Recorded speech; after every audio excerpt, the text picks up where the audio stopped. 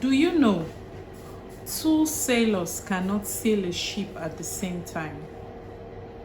In marriage, two of you cannot win on the same argument at the same time.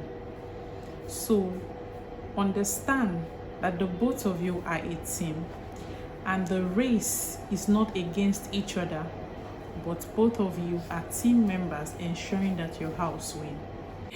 Hello guys, welcome back to my YouTube channel. It is your girl Shalom Daniel Idu, the queen of love, like I always call myself. If you're a returning subscriber, welcome back, yay! And if it's your first time seeing our channel, please like our videos, subscribe to our channel, hit on the notification bell to get notified whenever something hits our channel. Ging. Welcome to the family. We're excited to have you here.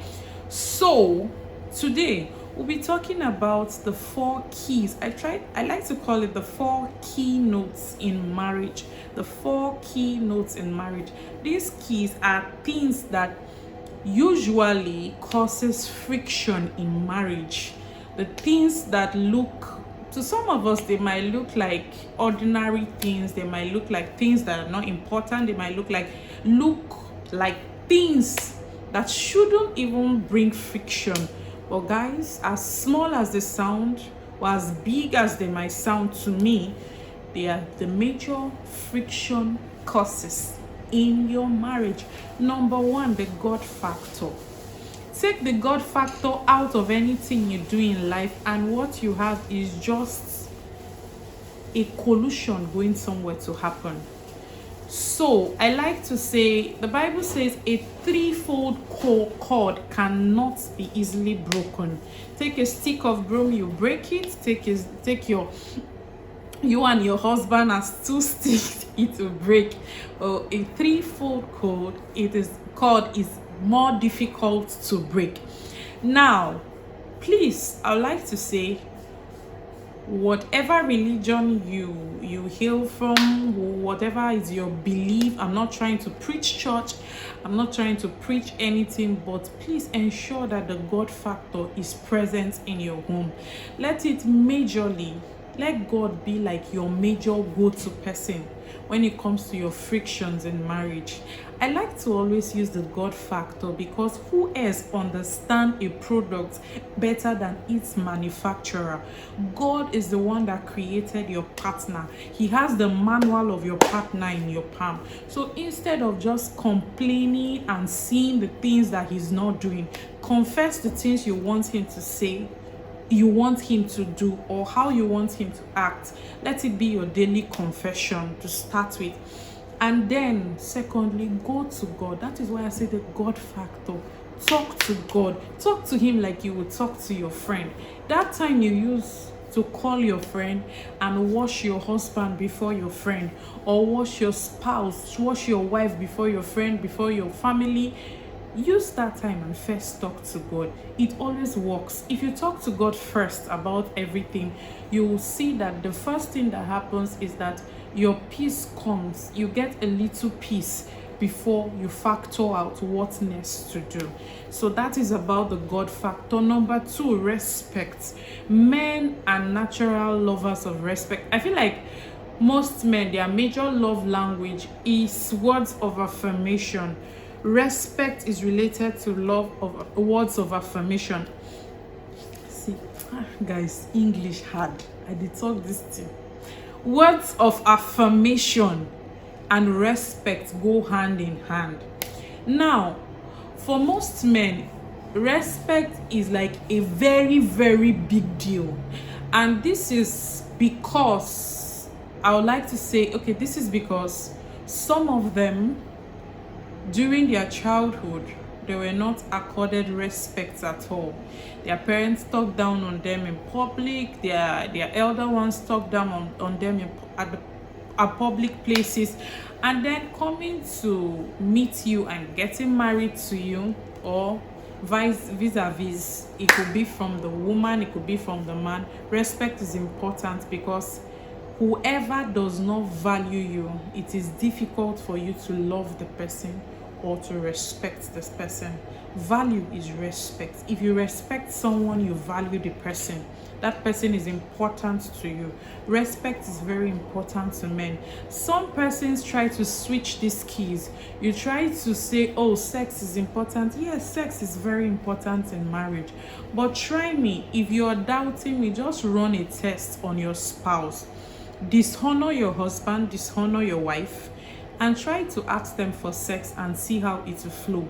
It cannot flow as normal as it used to flow. It won't be business as usual. So respect comes before pleasure.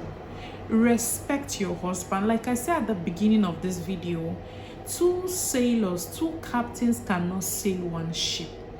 Ensure that you are willing to go down for the other to stand at each given time.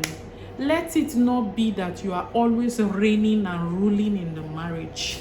Like for me, I like to use myself as an illustration. There are times I call my husband and I'm like, babe, do I actually respect you? And he's like, he doesn't understand. I'm like, do you feel respect coming from me to you? Because I'm like, you should know by now, I'm a very open person and I like to know where my faults are so that we'll work on it. Like I always say that no man is perfect. So if you need to do that with your spouse, why not? Ask them if they feel respected by you. Ask them if they feel like you value them. And it will help grow your marriage. Number 3 note is money, finances. People always say, or some persons will say, no money, no honey. They'll say love sweet, but money enter love is sweeter. Guys, forget all this I love you you are doing under the mango tree. After marriage, if there is no money, it becomes sour.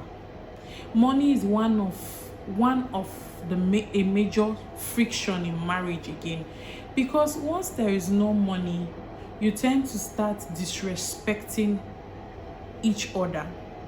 You tend to want to forget the God factor, because at that point you are looking for any means to make money. Lack of money is the reason why a woman talks down her husband. And if you want to look at it vividly, you can't blame her. If she has not eaten for like 2 days, the kids are crying, no school fees, they're at home, this rent is due, and then the man is sitting down and nothing is coming in. It is normal for any woman that has taken it for a while to start reacting. The painful part about money is that when a man does not have money, he's looked down on, his respect is switched. But when a woman has money, most times she abuses authority, and the authority does not flow from the man anymore. It flows from the woman, which should not be so. So money factor, managing money factor is a key player in marital friction. Most times, my gender, we do not know how to manage authority or manage situations where we are the ones handling money or bringing more money to the table. And I wouldn't blame us, because like I was telling a friend that I feel like just the way God wired women to carry kids, to incubate kids in our womb, bring them forth and see it as something normal. Even after all the shouting before birthing that child, you're like, I'll never do this again. Like me, I said I was going to have one child, we're not having another child. And guys, when my baby was 6 months, I was already pregnancy. More like I was craving pregnancy. Can you imagine? Hilarious, right? But that's the truth. And I got pregnant almost just a few months after I had my first child. So what I'm trying to say is that is our normal, that is our realm. Going around the chores in the house. Sometimes when you do all the chores, you run around the house, you fix things, and your husband comes back and he's just appreciating you, thanking you for all you have done. Guys, sometimes I'm like, oh, what did I really do? Because it is part of me. The multitasking, the birthing kids, taking care of them, it makes you feel proud of yourself. I don't know about you, but it makes me feel proud of myself. And so for us is a normal realm. You put a man in this position and the man is struggling and wondering, how am I supposed to cope? This baby just pooped, this one just did this, this one just did this. No. And sometimes you find it as the reason why men run off. But if a man has money, he collects his salary, he distributes the money around every need in the house. And then the next day we still go to them, oh, daddy or babe or whatever you call your husband, we need to do this. He doesn't complain, he hands you the money. For responsible men though, he doesn't complain, he hands you the money and he's excited, he's not angry. Because I feel like that is their realm. God made them the head. So it's like they are normal, that they've been configured to understand. I say this because not just married men, I see it with my younger brother too. They've been configured to understand that spending to take responsibility for people under me is my realm. And women see it as fixing things, ensuring that everybody is comfortable by my actions is my realm. So it is easier for them to flow. So if you remove a woman from her position and fix in the man's position of being the head and being the one providing resources, then she's now also doing her role. It will bring friction. It will bring terrible friction. So please, if you are a man, don't just sit idly and watch. Nobody is saying you should start bringing millions home. Start from somewhere. Every God-fearing, responsible woman appreciates a hard-working husband that is sincerely doing his best. I said every Christian responsible woman appreciates a hard-working man that is sincerely doing his best. So do your best to ensure that you balance money issues in your home. It is like a big time. These points I've mentioned, probably in as these points I've mentioned, ask I'm no relationship expert, but ask relationship experts, ask lawyers. They will tell you most times when divorce cases are brought up, it is one or all of these factors. And lastly, we are going to talk about sex. Sex is a key player that ensures whether a marriage is sweet or there is friction. Do all these things I've mentioned. Let there be money, let there be the God factor, let there be respect. Without sex, there will still be terrible friction. So the four of them work concurrently. Sex is a very strong bond in marriage.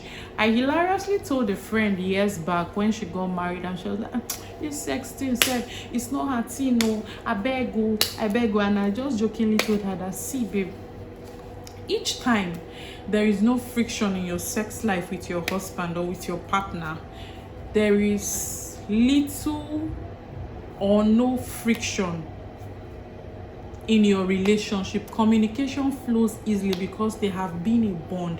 In marriage, sex is like the strongest bond between the two of you. In as much as sex is a very strong and good bond, I would advise sincerely that you do not solve issues or don't settle scores with sex. It is very wrong because you end up having so many underlying issues.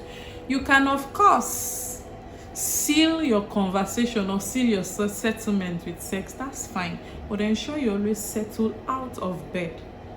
Sex is a key player. That's all I'll say about sex for now. Thank you. If you've been watching and you've learned a thing or two, send us a comment. Tell us what you think. Tell us if you have other things, other factors you think cause frictions in marriage. This is my take. Like I would always say, and like I've said before, I am no relationship expert. I'm just trying to share the little I know. And so I urge you to send us a comment, send us a thing or two you know that will help us grow. Our marriages must work, or they must work. Thank you for watching. Like our videos, send us a comment, share our videos with your friends, and we will be glad you did so. Thank you. We love you. Bye.